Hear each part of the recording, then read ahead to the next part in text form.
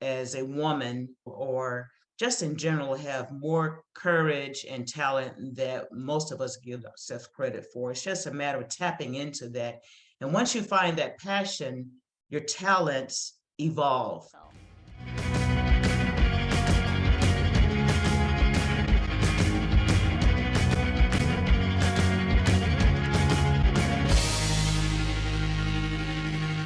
I think it was I'm pretty sure it was in 1988.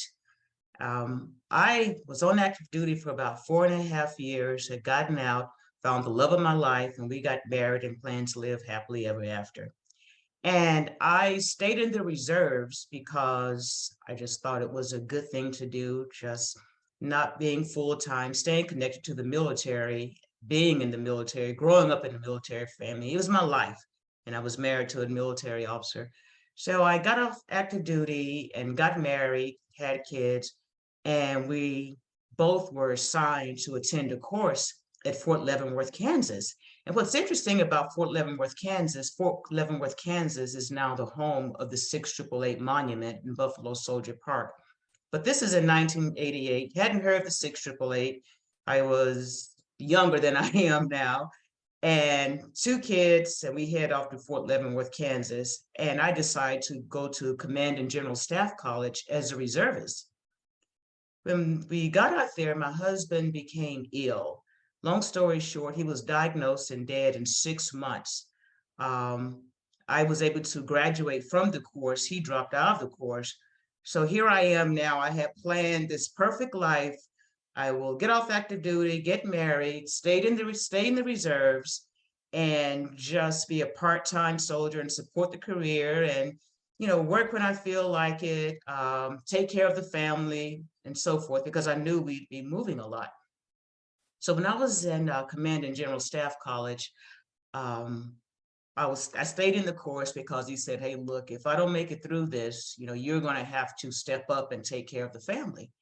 And I'm like, "Oh, you'll be fine because this would not happen. You don't smoke, you don't drink, you're an airborne infantry ranger who got promoted below the zone. You're doing everything right. You'll be okay." And he wasn't. So he had this horrible disease where it was called light chain disease, and that's so rare and so devastating. Again, he was diagnosed and dead in about 6 months. So one of my classmates says, "What are you going to do?" And I said, "I'm going back home to my mother's house," because that's what you do. You press pause, you regroup, and you go to mom's house, and mom and the family supports you until you can figure things out. So that was my plan, and I was all set.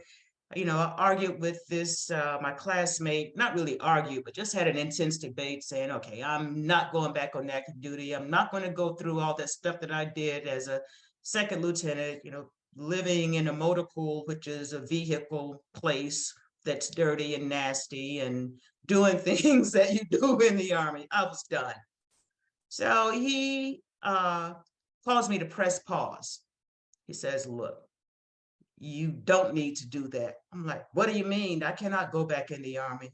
He convinced me to come back in the Army on active duty. And he said, "You're older, it'll be better this time." I'm like, "How can I do this with two kids?" He says, "You think you're the only person in the Army with children?" And as a single parent, I just didn't think it was doable. But he convinced me to come back on active duty, and I did. And I was able to get a great assignment in the Washington, D.C. area. Um, and things just worked out without going into a lot of detail. So the bottom line is, for that particular moment where my life just turned upside down, and it was probably one of the worst events I could think of, I overcame it by listening to people who served as coaches, friends, and maybe a mentor, saying, "Maybe I understand what you want to do, but look at other options. Just take a moment."